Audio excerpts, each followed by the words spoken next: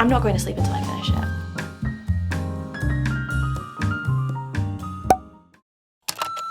Hello everyone and welcome back to another video. Today we are mood reading. Got a lot of mood reading to do. Basically, I have my TBR for the month, but I'm not in the mood to read any of them. So leaving it a little bit late, but there's a few books that I've kind of been in the mood to read for, but I've sort of changing my mind every day on what I want to read. So I thought that it will probably be best to just mood read for a couple days and see what I fancy picking up. There's some books that I've been thinking about that I read a while ago, like series that I read like book one but haven't continued, and I kind of feel like I want to continue them because after reading book club's book this month, my brain is a little bit mush and I feel like I need some reads that aren't going to be like too complicated, and I feel like there's quite a lot of my TBR left that are more complex books. So some shorter, lighter, easier reads with less brain power required. I think that's the vibe. So let's start mood reading.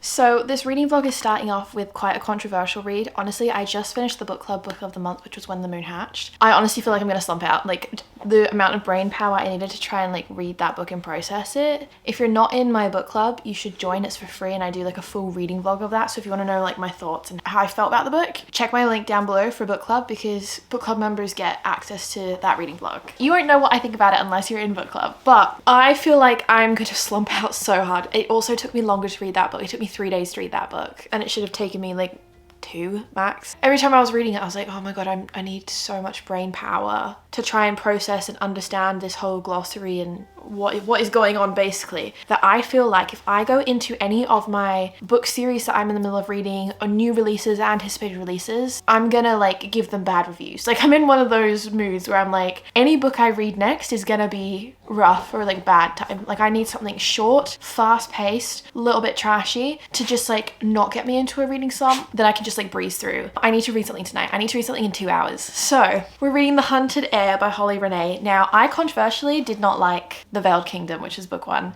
I felt like it was half of a book. I feel like it's they're like 250 pages each, so it's very, very short, and for like a fantasy or romantasy, I felt like the first 50 to 60% of book one was just setting up the book and this plot, and I really loved the premise of like a king and a rebellion and the princess ending up with the rebellion, right? Like I was enjoying the character dynamics, the side characters, the romantasy, and then I just felt like so much spice, like randomly out of nowhere, very aggressively. Like there was no build up to it, no anticipation. I was sort of like, whoa, what is going on right now? It was too much for me. That is not my personal type of like preference when it comes to a book. I was like, happening too fast. And someone commented on one of my videos, I think it was a TikTok, where I was talking about the book, and they're like, I felt like book one and book two should have been made into like one book and we would have had like a better pacing and plot development stuff. And I was like, yeah, I agree. Like I felt like it had promise. It just, I don't know if she's the author for me because I believe her other books are maybe similar to that, but I was just like, no. The way the book one ended, oh my god, if you haven't read book one, I don't want to spoil it, but like the way book one ended made me feel sick and nauseous. I don't think I've ever felt so nauseous reading a book before, but I was like, why on earth would you do that with someone that you like? Why would you do that to them? Why would you do that? Why would you do that? No. I'm just gonna read book two because then it's done. It's easy. I read chapter 1 and I'm already like, you're a fucking idiot, Daycare. Such an idiot. Like, are you serious? All of that for you to just turn around and say that? This book is 242 pages. I'm gonna sit and read this in 2 hours. So I'm gonna sit here and read it, eat some food, then maybe we'll hop into bed and like finish it, but I'm gonna sit and read this in one sitting. I need to right now, so that's what we're gonna do. I've been reading for like half an hour and 30% of the way in already.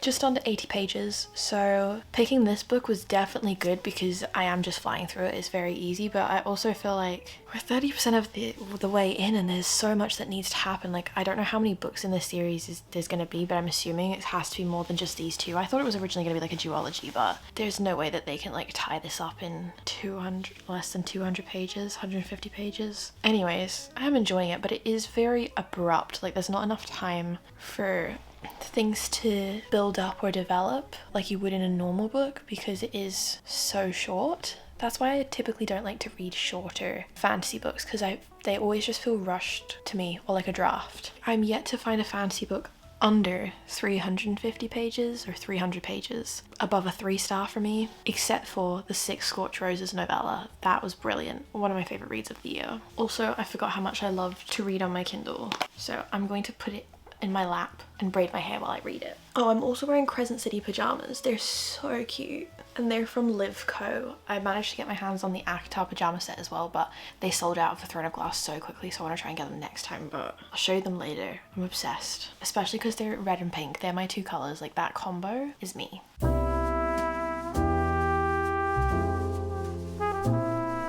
I really don't like the name Verena. I don't know. I just don't like it. It's not doing it for me. It's giving like Veruca. No offense to anyone named Verena or Veruca. It's giving like a villain name. It's giving evil villain. It's not giving main character, you know?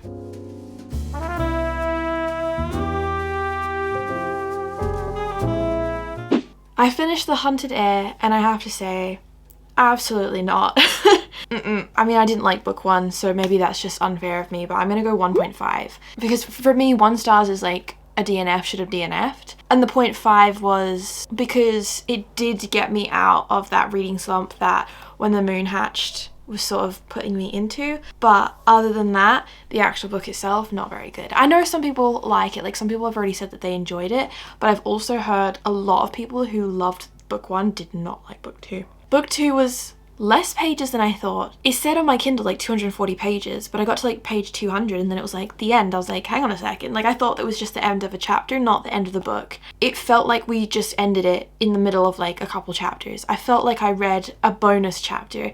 It didn't even feel like a novella, yet it was the length of one. Like, it felt shorter than that. For the way that book 1 ended and how huge and monumental that was, we just immediately came to like a quick snap resolution of, actually, yeah. And I'm like, why? Maybe it is because of how short book 2 is that they're like, you know what, we can't spend 100 or so pages groveling and trying to rectify this issue. We're just gonna like sweep it under the rug and move on. There was literally only like 1 or 2 scenes, like one specific location that book 2 was in. Like, everything happened in this forest. And then when the plot actually started to move and develop, it's like, it was very, very predictable. None of this is shocking, none of this is surprising. I could see it coming a mile away, and then it ended. And I was like, really? That's where we're gonna leave it? So yeah, not to be a hater, but it's a no from me. It was a couple chapters, it was unnecessary. It didn't feel like a real book. That is my personal opinion. If you loved it, I love that for you and I'm very happy. I just feel like so far, book 1 and book 2 could have been combined and just been a book. I feel like book 3 that's going to come out also is probably going to feel like it could have just been one solid story. I feel like it would have had more time to like build up suspense and tension and heighten the stakes. Because right now it's sort of just taking a nosedive off a cliff for me. And that's how I feel about that. But Kindle book done. I'm gonna pick up something else and I will let you know when I pick something else up. Time to move on to the next book in this mood reading vlog. Hello everyone, so it is a little bit later. I've actually read quite a few books in between the last one in this reading vlog and this one. I think like this is a mood reading vlog, so I wanted to keep it specifically to mood reading, and in between I had like a couple other books that I had to read for other specific reading challenges and videos, so literally none of that even matters. But the point is that we're back to mood reading. It is coming up to the end of the month and I have a free day today, so I think that I'm going to see how many books I can read today because I'm in the mood to just sit and binge books. I feel like the last couple days I've been picking up and putting down books. I haven't had that like sit and binge book time, which is how I like to read my books. So I'm getting a bit like, oh, like I'm feeling a bit stressed because I just want to read a book and I haven't been able to read a book. And I'm in the mood to read a book and I'm in the mood to binge books. So I'm currently 25% of the way through the final book in the Bargainer series. So I want to get that finished today. And then I'm either just going to see, well, I am just going to see what I'm in the mood for reading. I don't know if it's going to be a physical book or a Kindle book, but I kind of want to read a couple books today. So I might pick up a few smaller books because I don't really know what I'm in the mood for. So I might maybe need a couple palette cleansers, a couple different types of books, maybe some standalones, we'll see. But for now, we're going to finish the Bargainer book series. Then that's the series I'm complete with and I'm done.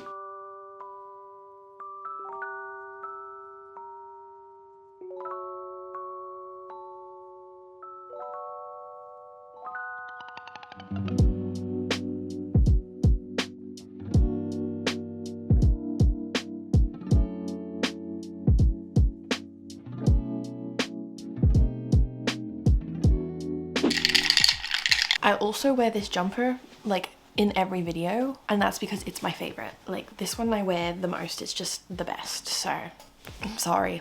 I'm definitely the type of person who will buy a piece of clothing and just rewear it constantly. Like, I wear this as often as I can until it needs to be washed, and then it's the first thing I'm picking out. As soon as it's washed, I'm back wearing it again. But let's finish up Dark Harmony. Obviously, it's a third, or technically fourth book, because there's a novella in between book 2 and 3. So technically there's 4 books in this series, or 3 in a novella. So there's a lot that's been happened, but the whole premise of the Bargainer series, it's a dark romantasy. So if you don't like dark fantasy, probably not going to be for you. This is not for everyone. For me, I'd say this is a 3-star series. It's not like my favorite book ever, but it's not bad. Like, I do enjoy reading it because I've continued it. But it is basically about our main female character who's in her early 20s, and she has been, well, in her childhood, made deals with this being called the Bargainer, and you'd call on the Bargainer and he'd come and he would, I think he gives normal people like tattoos, like a brand on their body, in exchange for the bargain,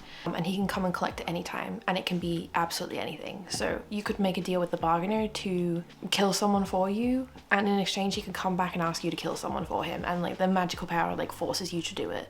So he's very deadly, and the bargains and stuff he works with aren't light or happy things. They're quite dark. But our main character is 16 at the start of the book, and she makes a deal with the Bargainer because she needs help. She's in like a really tough situation. He agrees to help her for free without a bargain because he doesn't work with kids and he doesn't do things, but he sees that she really needs help. And they end up developing a friendship, and it goes through like a timeline of a period in her life. And then something happens. They don't speak for 7-8 years, but during that time where they were friends, our main human female character would call on the Bargainer regularly to make deals in exchange for like hanging out with her and stuff. And instead of giving her like tattoos, he gave her like beads on bracelets. So she has like all these bracelets up her arm of like every bargain they've made. There's like hundreds. And after not speaking for 7-8 years, he comes back to collect on some of those bargains because there's like a murder mystery and he needs her help. And that's like the premise of the story. But check trigger warnings. That's all I'm gonna say. But this is the final book,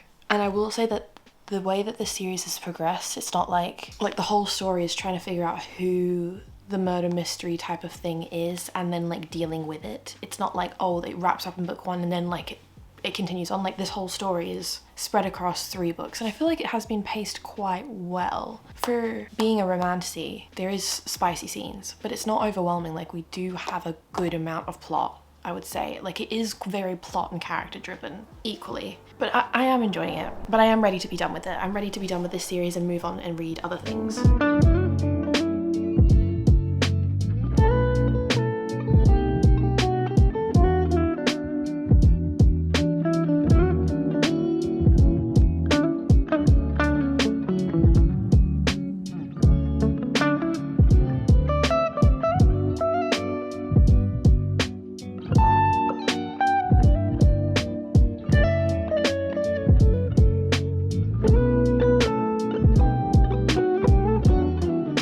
Like 70% of the way through this book and something crazy has happened, but I don't believe it. Like, I just reject it. I'm reading it, they're like, this has happened, and I'm sitting here going, no, it hasn't. I am fully convinced it's not actually gonna be. Like, they're gonna rectify the situation. 1, just out of denial, but 2, I don't think that it's gonna end like this. We're only 70% of the way through. Hello, I'm sat on the floor. We're gonna talk about the book. I finished the last book in the Bargainer series, and I'm gonna say 3 stars. I feel like it is a 3-star series. It's surprising because the novella was actually my favorite read out of all of them, and I think that's just because we got Dez's point of view, and I just really loved and appreciated getting to read like more insight into that. I think if we had more of that in the other books, it would have been higher rated for me, just because then I could connect more to the characters, and I actually really liked Dez as a character. I just, again, wish I had more.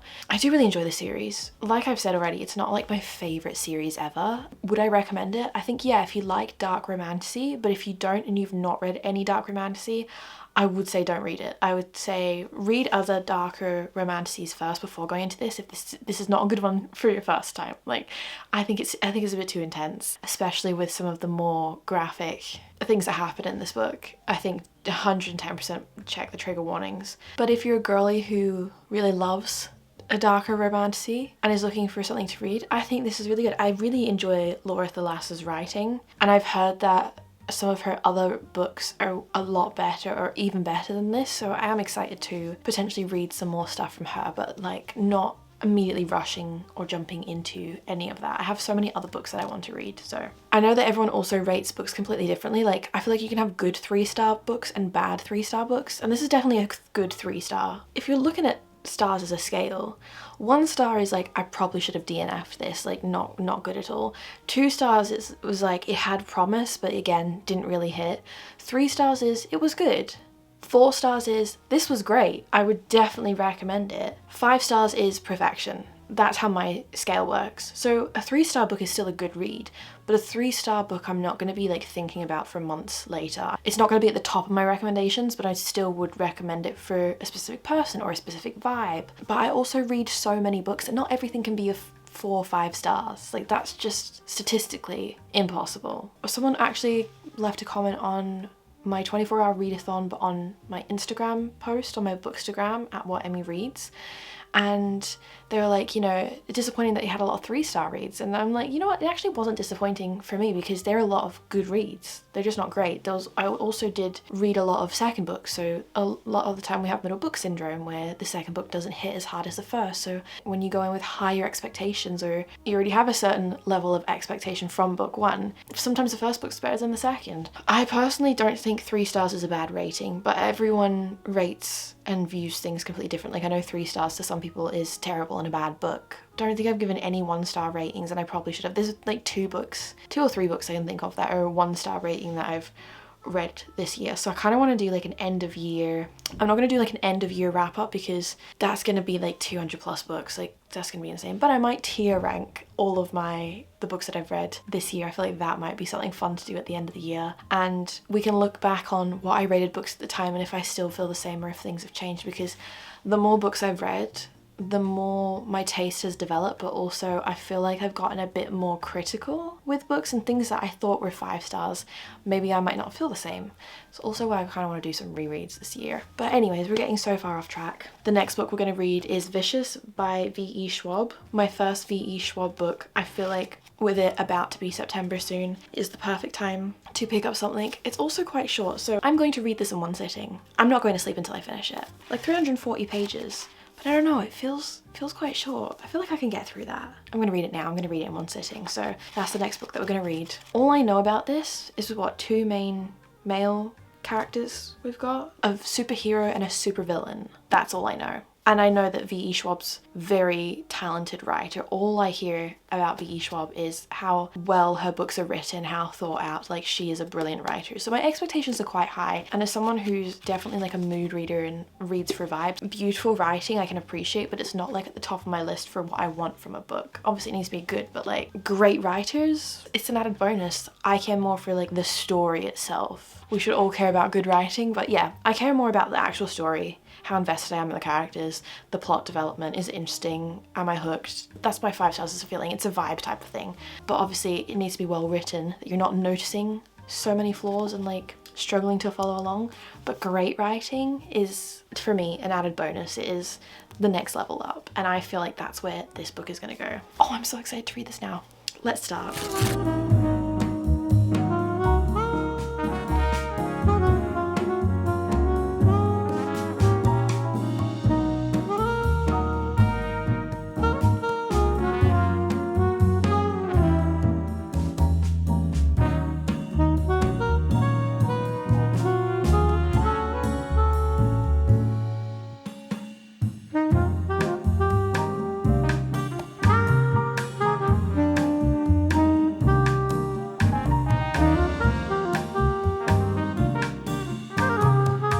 I'm actually in the middle of filming my wrap-up video. It's the next day. It is officially the 1st of September, and I finished Vicious by V.E. Schwab last night. You saw me start the book, but I didn't like read or give like updates or anything like that, because as soon as I started I just binged it, and it is so short compared to like other books that I read that I was just like, wow, it's moving really, really fast, and I didn't put the book down. The only way that I can describe this book is like a superhero and a supervillain, and they were best friends, 10 years ago in college. No one is a superhero and everyone is a supervillain, but at the same time not. Like, it's a lot on morals and ethics. I'm like caught up to date with watching The Boys, which is like not related, like it's not like this at all, but that is superheroes and supervillains, and like the good guys are actually the bad guys and the bad guys are actually good, and like there's certain like parallels, but The Boys is literally a parody on Marvel, essentially. Very interesting. I also feel like this could have been a standalone. Like, I had a look quickly on Goodreads on what book 2 is about, and it seems like we have a new character getting introduced who's going to be like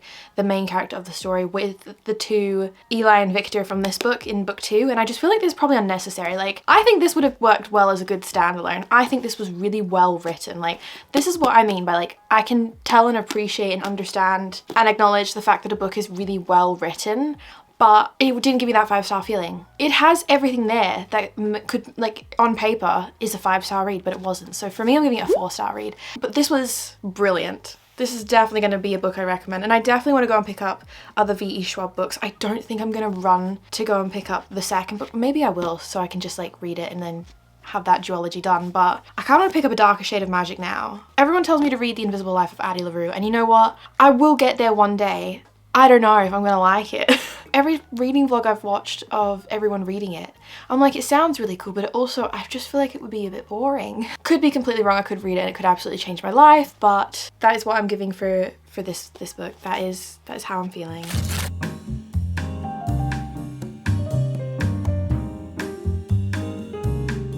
So last night I was going to read a book that I'm currently in the middle of reading for like another video, but it was nighttime and I needed something just easy on my Kindle read. So I was having a look on my Kindle at what I had downloaded but haven't read. I have Metal Slinger by Rachel Schneider, and this book was actually sent to me I think a couple months ago now. Went to go and like pick it up before. It was actually on my TBR I think for July, and something happened. I just never got around to reading it. It was like the 1 month I didn't complete my TBR so far this year, and I completely forgot about it. So I downloaded it. I was like, yeah, let me read this because it's like 400 something pages on Kindle. Tell me why this book is giving me 5-star feeling.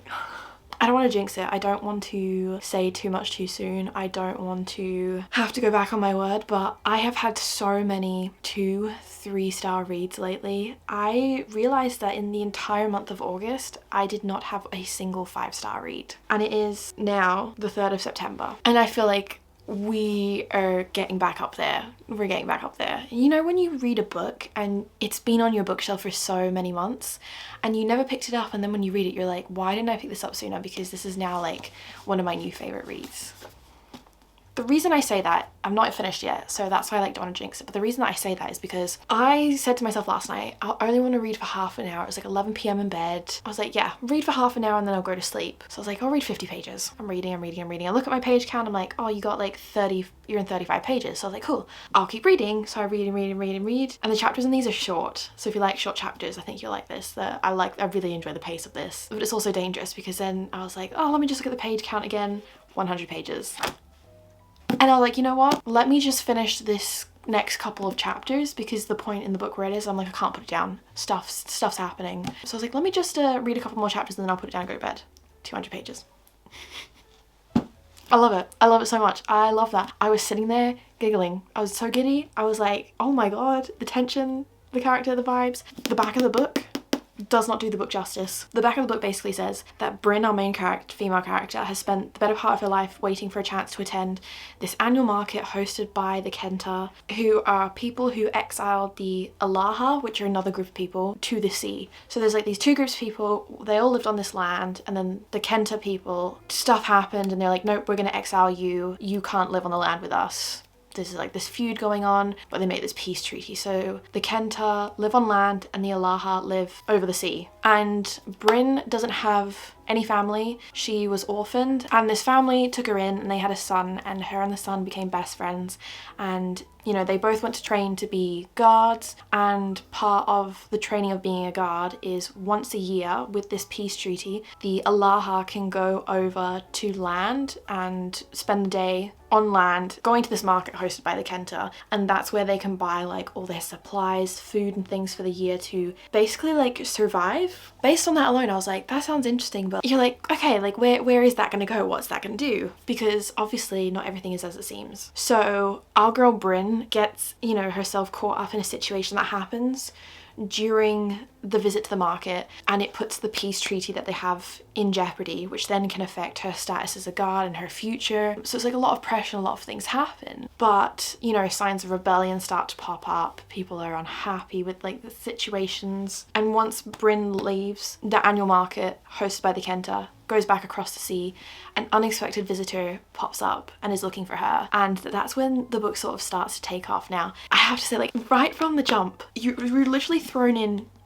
action straight away. Like, the first page is literally like, first line, if there's a way, I say, confirming the plan. Kai dips his head in a nod. Yes, but no one goes alone. Agreed. You're literally thrown right into the action right at the start. So it's like, oh, no, like, hello, hi, how you doing? It's like, we're going right over this plan, stuff's happening. Love that. And then you get world building and info about the land and the people and how it works and who our main character is, the group around her, her friends. We have an interesting group of found family. We have like magical animals and creatures in this book. Oh, there's so much I want to say, but I don't want to spoil it for anyone. But as you can see, like, the way I'm getting so excited about this, like, 5-star feeling. No, don't jinx it, don't say it, don't. I'm like 45% of the way through, and I'm going to sit and binge the rest of this in one sitting because I have no self-control and I need to know what happens. I'm also so nervous about it ending on like a huge cliffhanger and like plot twist. Like, I'm not ready. I have no idea what's gonna come. Like, I have no idea. The whole time I was reading this, I was like, oh my gosh, like, we've had a couple like reveals and like plot twists, and you know, some things I've been like, whoa, one thing's happening, and then, oh, hang on, something else is happening. But I don't care. The way this book is making me feel right now, it's just what I needed. It is perfect. I'm very much enjoying it. Also, this is available on Kindle Unlimited, and I'm going back and forth between like the physical book and the Kindle book, so we'll see what I read.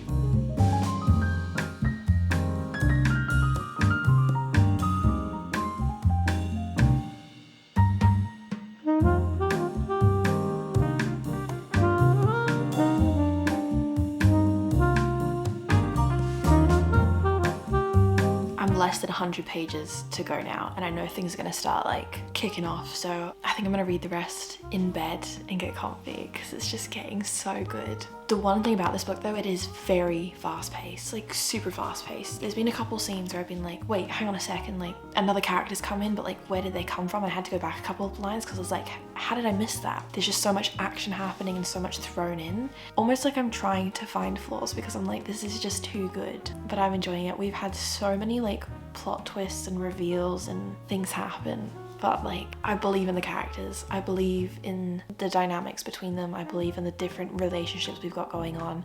I love the addition of the bird and this whole thing there. Like, if anyone has read this book, please message me because I need to talk to someone about this. Oh, it's so good. But I'm getting nervous because I'm like, the end of a fantasy and romantasy book is always they like to put you through it. So let's finish this book.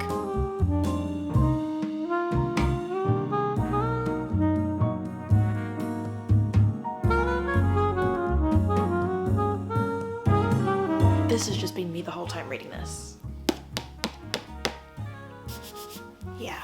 I wish that I was not reading this book last night in bed. I wish that I had like the camera set up so you could see my reactions, because this book was giving me 5-star feelings. I already like talked about it while I was reading. I was like, I don't want to jinx it because I was feeling 5-star feelings. You know, the way that this book was making me feel was like up there.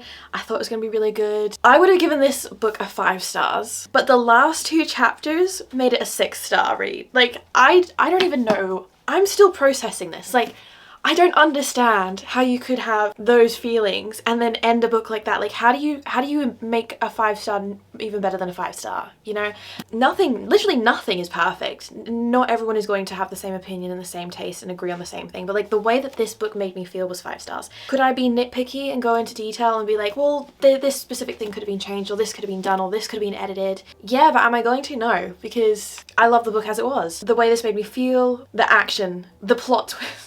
The plot twist. I'm actually so upset about like the way it ended. I immediately ran and messaged Rachel, the author, and was like, oh, first I called her insane. I was like, you're sick and twisted for this. Like, how could you do that?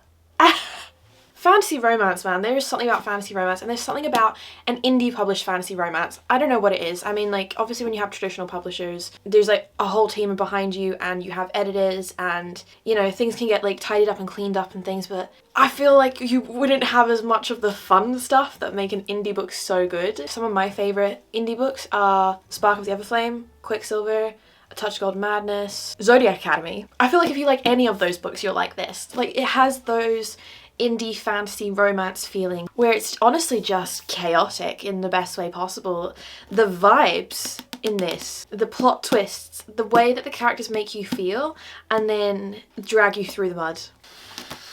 I needed time to process what I had read. I needed time to think about what I was feeling. The more I think about it, the more I love it. I immediately after finishing it was like, wait, I want to do a reread because did I just like miss so many obvious things? I will say the ending, I feel like that when you end a book this way, people are either going to love it or they're going to really hate it. It is definitely out there. It was a very bold move. So I feel like I could see why people would be like, oh, I really loved it up until the ending and then the ending ruined it for me. Whereas personally, I'm on the side of I loved it and then the ending made me love it even more because it was giving like Twisted Sisters behavior, you know. Absolutely ate it up, devoured it, want more immediately. There is a book 2 coming. I think Rachel said she's like halfway through writing book 2, which I'm like, I need book 2. I need book 2. There's so much I want to say about this book, but I will spoil it and I can't spoil it for you guys because you have to go and experience reading this yourself. I mean, from like chapter 2 I was hooked. The way that, as I said, the book like picks up right at the start and you're kind of thrown into it. It keeps that pace throughout the whole time. But if you are in a reading slump, if you want something fast-paced, something bingeable, if you want fantasy, romance, banter, tension, politics, magic. It does focus heavily on the specific relationship between the two characters, like the main female and main male character, but there was still a lot of plot happening, a lot of politics. I want more magic in book 2 because the magic that we got, like the little tasters of how it works, the magic system in this world, very interesting. But I feel like book 2 is going to open up the world even more. I have so many questions. I have so many thoughts. This is breaking my 5-star streak. I finally have a 5-star read. I didn't read a single 5-star book in all of August. When you read like 20 to 30 books a month, that's quite a lot to not have like a single 5-star. So this has like revived me. Reading this book is exactly why I love being a reader, the way it made me feel. Even just sitting here and talking about this book right now, I'm getting so excited. I just want someone else to read it so I can talk to someone about it. I am going to be recommending this book for the foreseeable. Stop, no wait, I just looked at the back. It says about the author. Rachel lives in South Louisiana with her husband and daughter. She loves curse words, crawfish, and all things romance. She loves curse words. A girl after my own heart, honestly. I love this so much. I'm so mad at myself for not having read it sooner. It was that good. 5 stars is a feeling. It's so personal to everyone. We all have our own different tastes and, you know, what we like. This book just sucked me in. I also think when you read books is like a huge thing.